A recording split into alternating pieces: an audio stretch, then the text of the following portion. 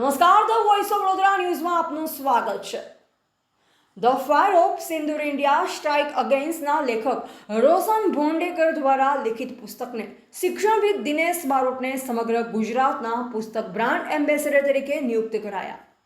તેમજ અંબે સ્કૂલ અરણી ખાતે the fire of operation સિંદૂર બુકનું નિવૃત્ત કર્નલ વિનોદ ફલનીકર, ડૉક્ટર સુનિલ નાયક, GMRS આઈસીટી રાજ સોલંકી, CA નયન કોઠારી, અમિત શાહ અધ્યક્ષ અંબે સ્કૂલ, વિવેક શાહ ડાયરેક્ટર અંબે, જય અંબે વિદ્યાલય હરણીની ઉપસ્થિતિમાં વિમોચન કાર્યક્રમ યોજાયો.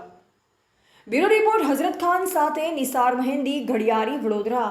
એવા સીમાબેન પણ વધારે છે, મીડિયામાંથી બેન મમતાજી પણ વધારે.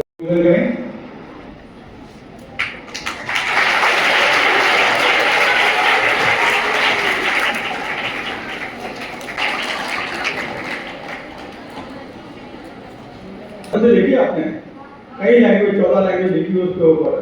ये मेरा भारत है, उसमें हिंदू है, मुसलमान है, क्रिश्चियन है, सिख है, शेड्यूल कास्ट, शेड्यूल ट्राइब, ब्राह्मण, क्षत्रिय, बद्धा है.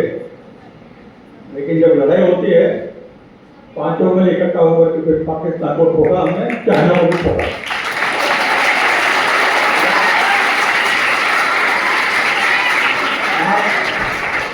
ये ऑपरेशन सिंदूर आप लोगों ने सुना हो, ये आपके टाइम का. आई ज्वाइन आर्मी 1967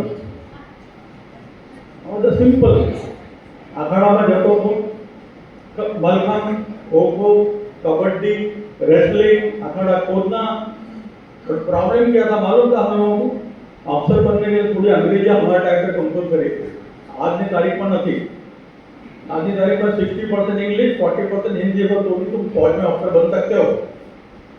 આવે બહારથી કોઈ પણ પ્રકારના હુમલાઓ થાય છે, કોઈ પણ આતંકવાદી હુમલાઓ થાય છે, ત્યારે આપણા ઇન્ડિયન લીડર્સ અને આપણા આર્મ્ડ ફોર્સિસ જે એની સામે ઊભા રહે છે, એની પાછળ આપણે એટલે કે આપણે નાગરિકો કે જે ખભાથી ખભા મળાવીને અડીખમ ઊભા હોઈએ છીએ, એ જે આપણા અંદર આપણે હૃદયની અંદર જે ફાયર હોય છે, એ ફાયર ખરેખરમાં આ બુકની અંદર જે કહેવામાં આવે છે એ ફાયર છે. અને આપણે હંમેશા એ જ વસ્તુ સમજીને ચાલવાની છે.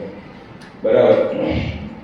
બીજું મિત્રો, અમુક વસ્તુ હું પોઈન્ટ આઉટ કરીશ કે જે કમલ સાહેબે જે અમુક પોઈન્ટ્સ મૂક્યા છે એ બધા એક્સટર્નલ થ્રેટ્સના છે. હું મારી જે જોબ કરું છું એ પ્રમાણે અમુક ઇન્ટરનલ થ્રેટ્સ કે જે આપણે આપણી વચ્ચે છે, આપણે અમુક જે અંદર લખ્યું ફાઇટ અગેન્સ્ટ ટેરર, એ ટેરરના શું શું સ્વરૂપો હોઈ શકે છે, કે શું બહારથી કોઈ હુમલો થયો, બહારથી કોઈ 1971 થી 6 ડિસેમ્બર 1971 દરમિયાન જે મેં તમને વાત કરી કે હુમલો થયો અને એ માટે એમને 2 બેટલ ઓનર્સ પુરસ્કાર આપવામાં આવ્યા સરકાર તરફથી. પ્રેસિડેન્ટ એવોર્ડ કહેવાય એને. એમાં લાલેલી અને PQT 707 by the president of India. આ ઘણી મોટી એચિવમેન્ટ છે. સાથે સાથે સરને આપણા prime minister office, governor of Gujarat, આપણા ડિફેન્સ મિનિસ્ટર રહી ચૂકેલા મનોહર પારીકર સર, આ દરેક તરફથી સરનું સન્માન થયું છે. તો હું વિનંતી કરીશ સરને કે આપ સ્ટેજ પર વધારો અને આ સ્ટેજની શોભા વધારો.